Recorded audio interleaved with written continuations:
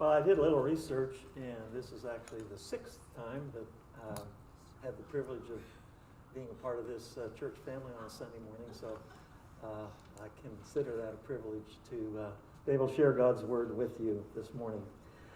A highway patrolman pulled over a car in Texas and walked up to the driver, and he said, because you were wearing a seatbelt, you have won $5,000 in a statewide safety competition.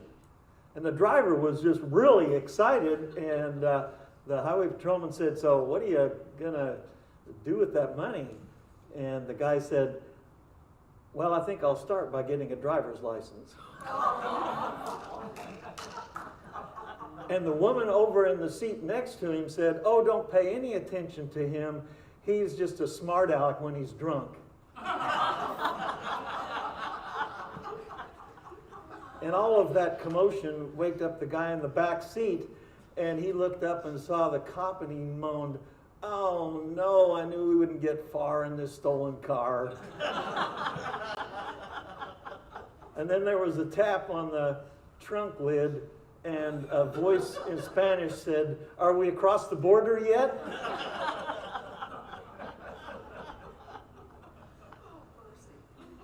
Proverbs 17:28 says, even fools are thought wise if they keep silent, and discerning if they hold their tongues. I think the people in that car needed that proverb. Sometimes it's a good thing to keep your mouth shut.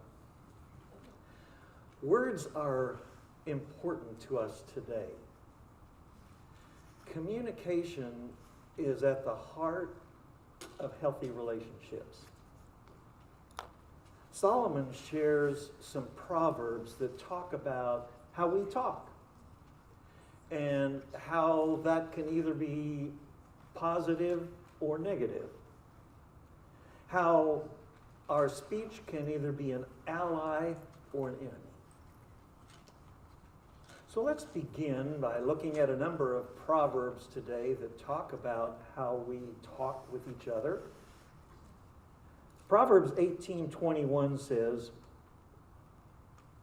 the tongue has the power of life and death, and those who love it will eat its fruit. A husband or wife who makes a derogatory remark may result in them not speaking to each other for a couple of days. A teenager tells another teenager that she's ugly and worthless, and she commits suicide. On the other hand, a word of encouragement can thrust a person into a life of purpose that honors God. A warm word of acceptance may result in that person becoming an active part of a church. The words of counsel can help save a job or a career. What you say can either build up or destroy a person as well as a relationship.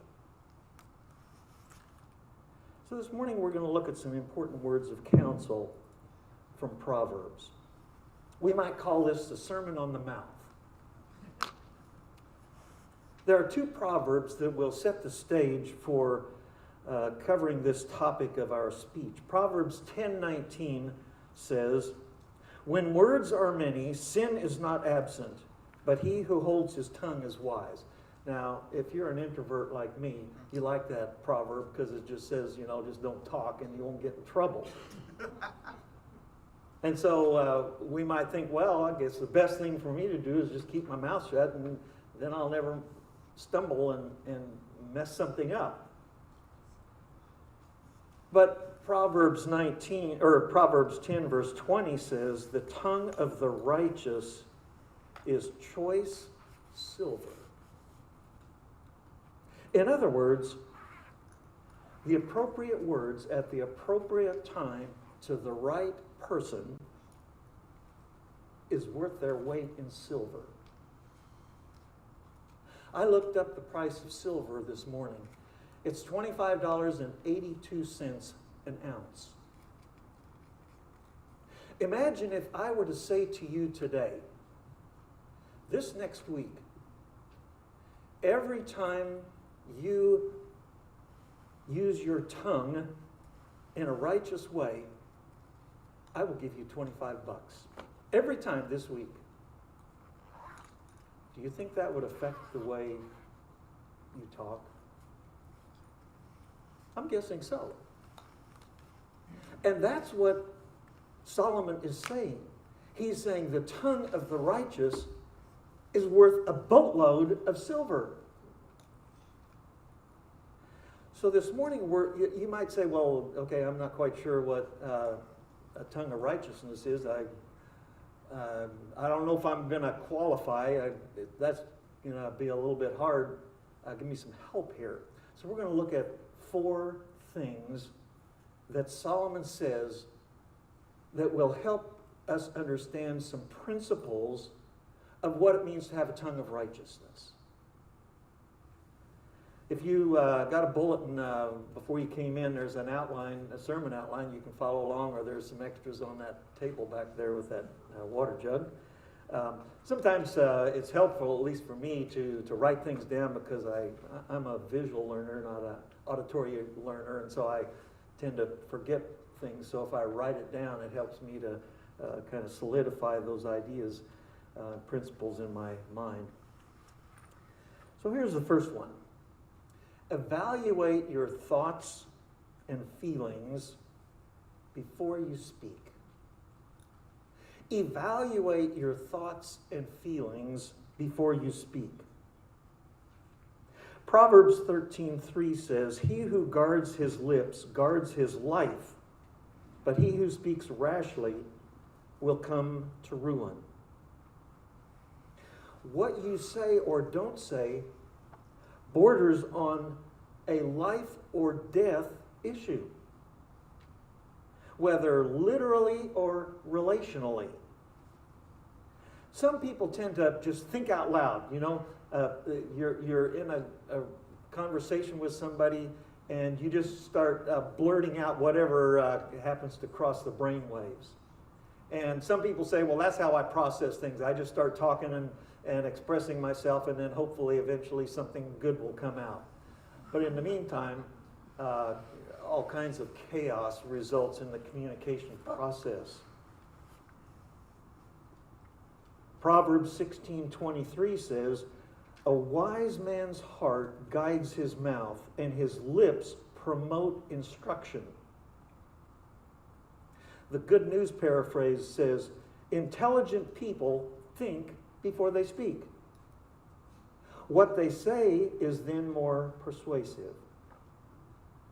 Most of us know that our thoughts tend to be jumbled up, confusing, disjointed, a result of raw feelings. We have all of this stuff going on inside in a relationship, particularly when maybe things are you're not on the same page, or you're in some meeting and you're trying to figure something out. And so you got all this stuff going on inside. And Solomon is saying, a wise man, his heart guides his mouth. He doesn't just blurt out stuff and then hope that eventually the right thing comes out. Because when we just speak without thinking, it often results in something more like vomiting than valuable. So Solomon says, evaluate your thoughts and your words before you speak. Another way we might say it is, choose your words carefully. Husbands, do you think if you put down your wife, that's going to produce positive results? I'll read that verse again. Mothers, do you think that if you spout off at your daughter when you see what her choice was for what she ought to wear that particular day, that's going to produce something positive? If so, read that verse.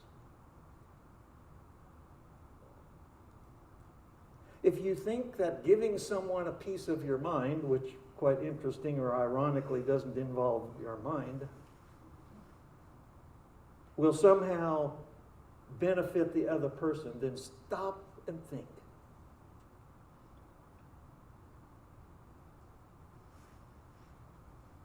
It always produces negative results. If relationships are important to you, then thinking must always precede speaking. Now, there's another aspect of this important principle that Solomon has and is found in Proverbs 20:25. He says it's a trap for a man to dedicate something rashly and only later to consider his vows.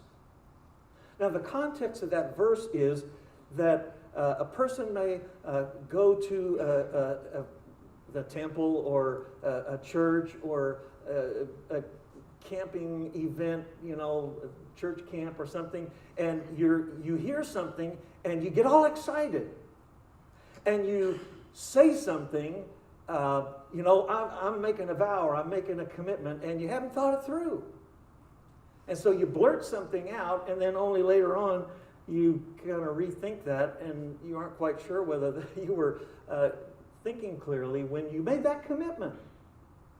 For instance, I'm going to read my Bible for 30 minutes every day for the rest of my life. I'm going to give 25% of my income to the church. I'm not ever going to commit that sin again. Really? It might sound like a really spiritual vow or commitment, but did you think it through and whether that really was a commitment that you'll follow through with? The principle of this proverb is that we should think before we make commitments. When we're talking to God and we say, I'm going to do this, think it through before you say it. And that's true also, that principle is true in our relationships. Do you ever agree to something and then after you've agreed to do something, then you go home and you say, why in the world did I do that? I don't have the time or the emotional energy to follow through with what I said I would do. For those of you who tend to be people pleasers, you want to please people, and so you make a commitment, and then you don't follow through with it. And the end result is you make as many people unhappy as those you're trying to please. This past week I was talking with a gentleman, wonderful man. He's involved in a variety of things. He's a great leader. And he's actually a part of our Operation Christmas Child ministry that we have with the shoeboxes. And he said to me, man, our church was having a meeting about men's ministry. They were going to get the men's ministry started. And I knew I couldn't really help with it. But I just wanted to go and find out, what they were planning to do. And he walked out, and he was the coordinator of the men's ministry.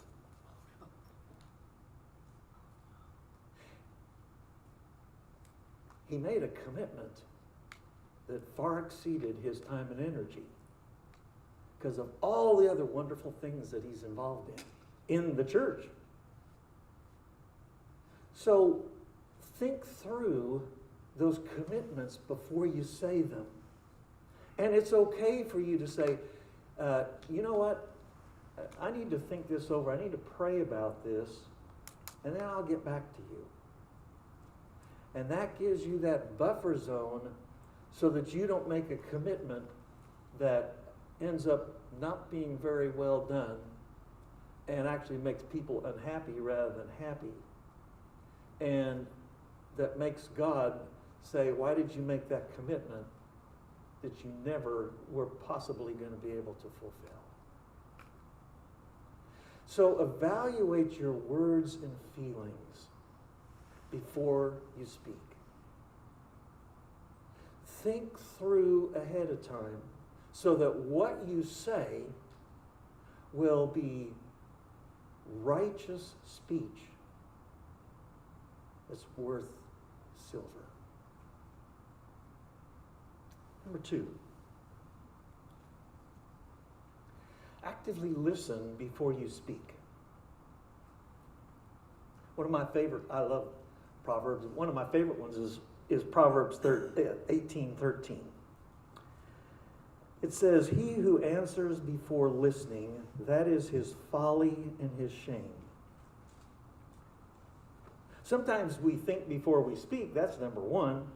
And sometimes we think about what we're going to say rather than listening to the person who is talking to us. Have you ever been in that situation?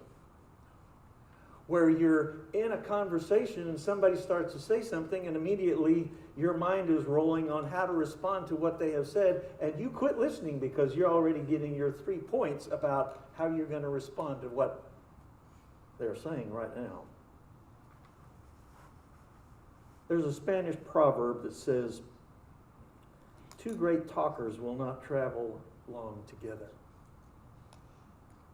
If people are talking but not listening, it doesn't make for a good relationship. If you want to maximize your mouth, then you need to maximize your ears. That's what Solomon is saying. I remember a father and son many years ago who came to my office. They had a conflict. And so they wanted to talk with me and try to see if they could work things out. So they came in, they sat down, and we chit-chatted for just a minute. And then I said, "Well, tell me what's going on between the two of you."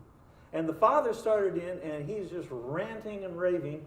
And the son interrupted him, and he started ranting and raving. And then the father interrupted him, and he started talking. And then the son started interrupting, and he started. For 10 minutes, they went back and forth nonstop. Finally, I had to blow a whistle and call time out.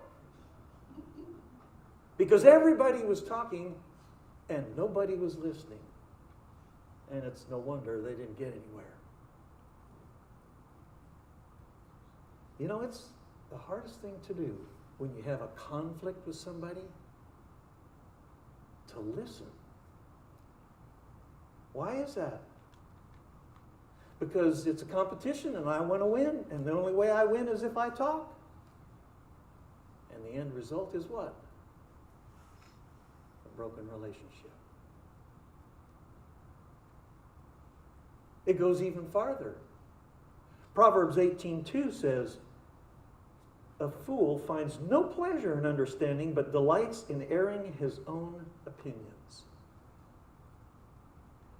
A fool finds no pleasure in understanding, but delights in airing his own opinions. Solomon says that some people don't even want to understand. They don't even want to listen. That's the height of arrogance. Shut up and listen to me. I'm the only one that has any opinion that's worth listening to. And so as long as we get that out on the table, we are good to go. Life is about relationships, not opinions. Listening is what makes speaking valuable and productive. Understanding is what promotes healthy relationships. Active listening is a term that we use in the field of communication, and it describes a person who listens for understanding. Listen not only to what the person says, but listen to what they're trying to communicate, what their words mean. Listen for the nonverbal things. Understanding doesn't have to equal agreement, but it means that you're paying attention to the person because you care enough about the relationship that you will listen to what they have to say. Here's a word picture. 2 ears, 1 mouth. What do you think that means? Why did God give us only 1 of these and 2 of these? Because there should be twice of this for 1 of this. We need to learn to listen if we want to speak righteously, because that's how we promote good relationships. Don't talk until you have listened well. Number 3, speak the truth. Speak the truth. Proverbs 12:22 says, "The Lord detests lying lips, but he delights in those who are truthful." The primary reason why Solomon says that we ought to be truthful is that God is adamantly opposed to people who are dishonest. He wants us to speak truth. And if I want to please God with my life, then that's reason enough, because it just makes him sick to the stomach when we aren't truthful with each other. But a secondary reason is that when we aren't truthful with each other, we actually destroy relationships. Proverbs 15:4 says, "A deceitful tongue crushes the spirit." No relationship can grow when there's a cloud of suspicion or dishonesty permeating the atmosphere. When you're dishonest with another person, the relationship is doomed for failure. But why is dishonesty so tempting? If we're honest with ourselves, it's kind of tempting sometimes not to be honest. Because in the short term, there's actually some benefits to dishonesty. Well, why would we be tempted to be dishonest with relationships? Well, I can think of 3 reasons. Number 1, a desire to impress someone. You're talking with somebody and you want to impress them with either how wise you are or how good you are or how whatever it is you are. And so sometimes you're not necessarily quite honest because you want to impress that person. And in the short term, I want to impress people. There's a difference between putting your best foot forward and being deceitful. A very thin line, but we often cross that line in the short term because we want people to be impressed with us. When I went to interview for a senior pastor position in a church a number of years ago, I was meeting with both the search committee and the elder board. And so we're talking, and they had my resume, and they're asking questions, and man, I'm just going after it. And they were impressed. And, you know, I was telling them about my gifts and my abilities and my experience, my strengths, and, you know, what I could do as a pastor and a leader in this church. But I knew that was putting the best foot forward. So in the course of the conversation, I said, you know, I think it's important that you understand me in a full way. So I shared some of the weaknesses, some of my limitations, some of my struggles, because although every church is looking for the perfect pastor that the whole world's looking for, number 1, they don't exist. And number 2, you want to know what you're getting into. So we need to be honest with each other and speak the truth. But it's tempting because we want to impress people. And in the short term, that will work. But a month after you come to my church, when I'm new, it's not my church, but at the church where I'm at, you'll figure out pretty quick that I'm not the perfect pastor. Short term, maybe. Long term, disaster. A second reason we're tempted to do that is the desire to manipulate results. I can guess that most of us have tried this before. We get pretty passionate about where we want to go with something. And so we learn to manipulate words so that we can manage the results. And sometimes we're not truthful in the process. If I can kind of get this to go in my direction, that's my goal because I want to get my way. I want the decision to be the one I think is best. And maybe getting there isn't always going to be speaking truthfully, but if we get to my results, that's very tempting. And so we're tempted sometimes because we want to manipulate things in our favor. Long term, that's a disaster for relationships, for committees, for all kinds of things.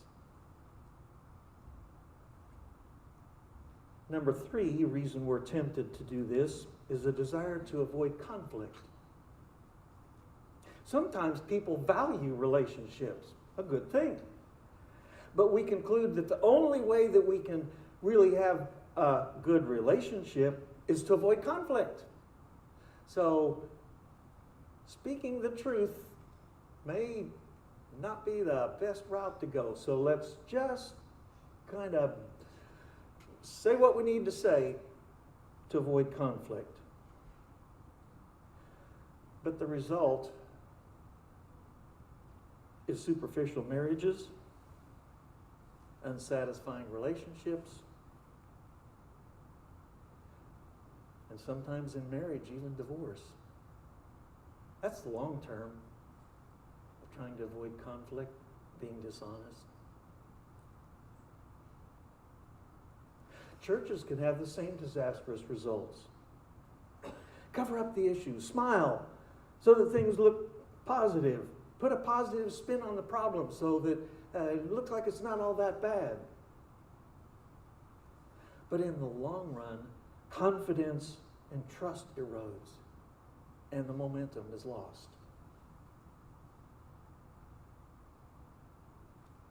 Proverbs 24:26 says, "An honest answer is like a kiss on the lips."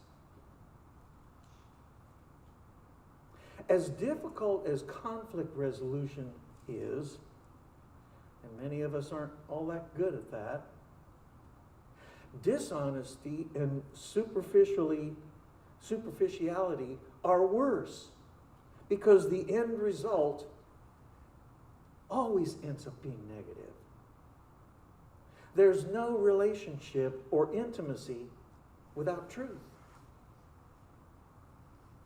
And there's no truth without conflict. Conflict is a part of relationships. It's a natural thing. How we deal with conflict can be very positive if we learn how to do it well, to speak the truth. But sometimes we fudge on the truth because we want to avoid the conflict that's already there. Proverbs 10:9 and 10 says, "Whoever walks in integrity walks securely, but whoever takes crooked paths will be found out. Whoever winks maliciously causes grief, and a chattering fool comes to ruin." You know, oftentimes we look at the truth topic from the giving side. If I fudge a little, people will be impressed with me. If I don't share honestly, maybe I'll be able to kind of talk in a way that will get what I want. If I avoid conflict and I'm not honest with that other person, maybe things will turn out right. We think about being on the giving side of that, but think about being on the receiving side of that. If someone isn't honest with me, I might be impressed for a little while, but the end result is I see through that person, and then I feel deceived. If somebody is good with words and they manipulate a result, even though maybe they aren't always being entirely truthful, in the end, as the receiver of that, I feel manipulated. And the relationship is in deep trouble. And so you see how truth is so important to healthy relationships. And that's why Proverbs says over and over again, Solomon says, speak the truth. It may not necessarily make life go easy, but the end result will be a healthy relationship if you learn how to do that in the right way. Relationships thrive in an atmosphere of truthfulness. Number 4. Speak words that build others up. Now, some people are brutally honest and they wound people in the process. So if you took the principle number 3 and said, I'm going to be truthful, and then you go just beat people up with the truth, that probably isn't a very good objective. Solomon doesn't say, go destroy people, but make sure that you're truthful in the process. Proverbs 12:18 says, reckless words pierce like a sword, but the tongue of the wise brings healing. You see, honesty can wound or it can bring healing.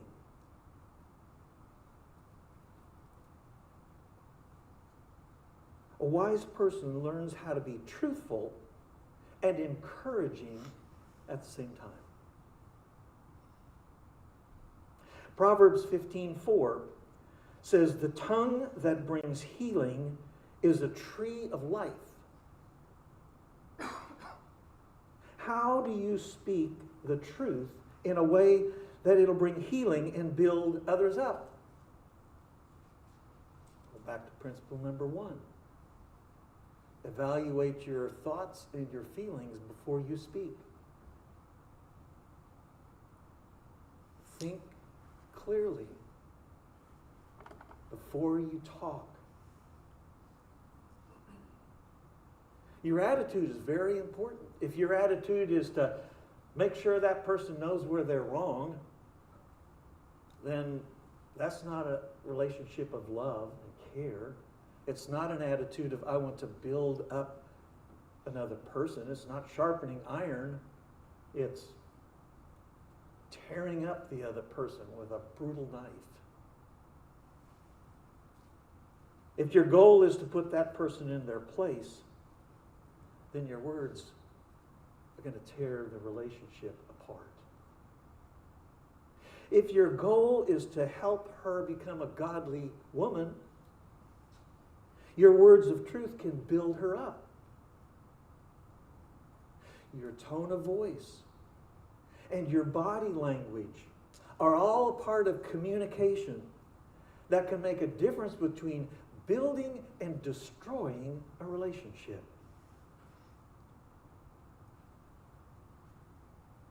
Proverbs 28:23 says,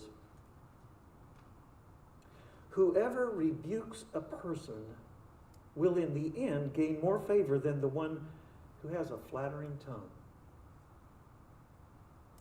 Solomon is saying that it's possible to have an honest confrontation with a person who needs to understand something about their life, either sin or a wrong behavior that is wrecking the pathway before them.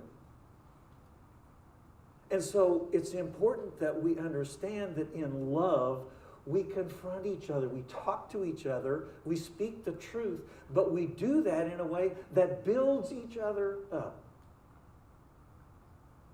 You see, sometimes we think of correction as negative and flattery as positive. But Solomon says it's actually the other way around. That correction can be very positive and flattery is very negative. If you learn to speak the truth in love, you can encourage and build each other up. I want to close with a true story. I had a friend, his name was Roland. He's been my mentor for close to 40 years. He passed away about 3 years ago. After I graduated from seminary, I was preaching at a church. I was an associate pastor, and I didn't want to be a preaching pastor. But the senior pastor had to go to his mom's funeral or something, and he said, fill in. And so I preached. That was one of my first sermons. And I was terrified. Roland happened to be in that service. He was a pastor, had lots of experience. After that sermon, which was meager to say to be the most positive, he wrote me a letter, and he encouraged me.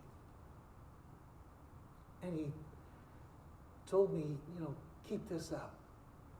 Good work.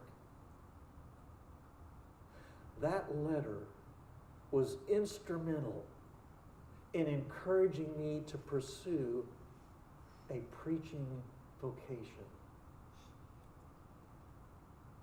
Over the years, we kept in contact, and then when we moved back here to the Wichita area, he and I happened to be at the same church where I was an adult ministries pastor.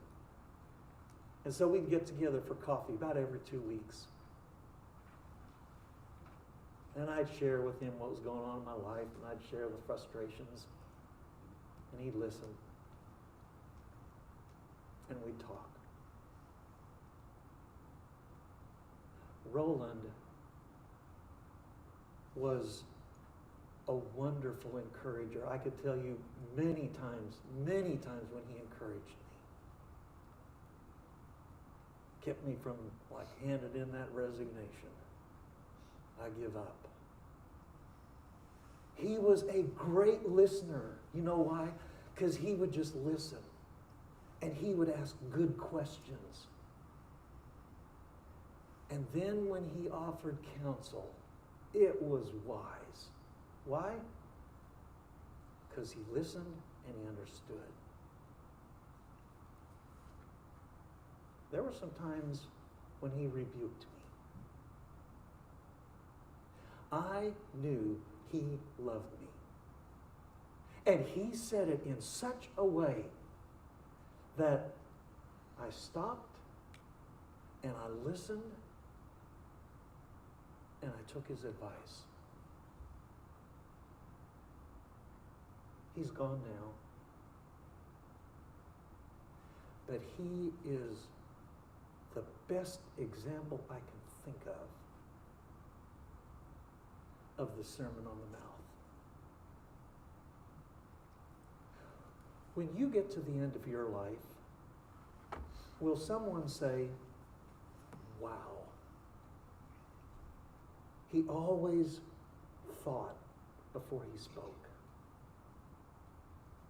Will they say, she listened? And I know she listened because she understood.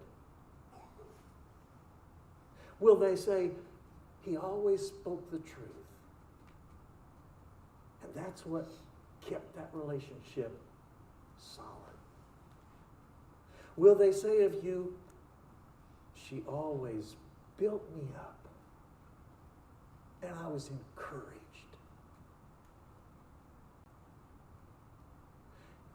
You see, that's what Solomon says our speech should be like.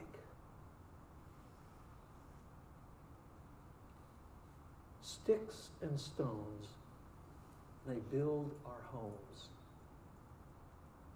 but words can hurt or help me. Father, most of us have read through Proverbs, and we've heard these words. And we want to have good relationships. We want to have good marriages. We want to have good teams in the church. We want to have a healthy church. We want to have good relationships with other people in the workplace. But we don't always think about a single sentence being worth $25.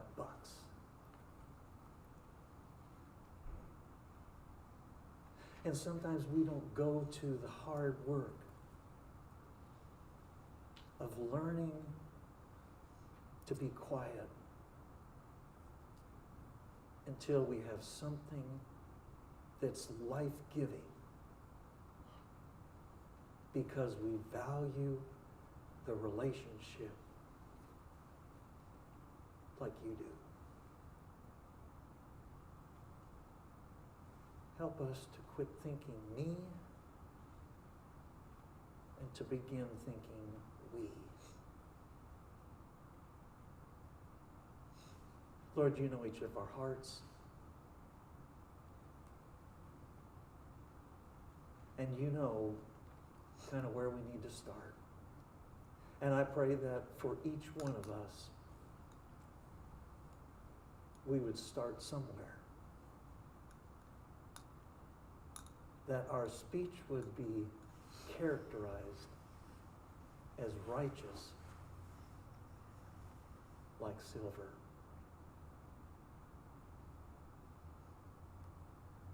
Amen. I trust that God's word will bear fruit in your heart. And I want to say this, I'd forgotten. This week, without me even knowing it, God was speaking to my heart. And it was something very specific about my speech, an area where I need to grow. And then the message came along and just nailed it. So I trust that God speaks through His Spirit to each one of you today.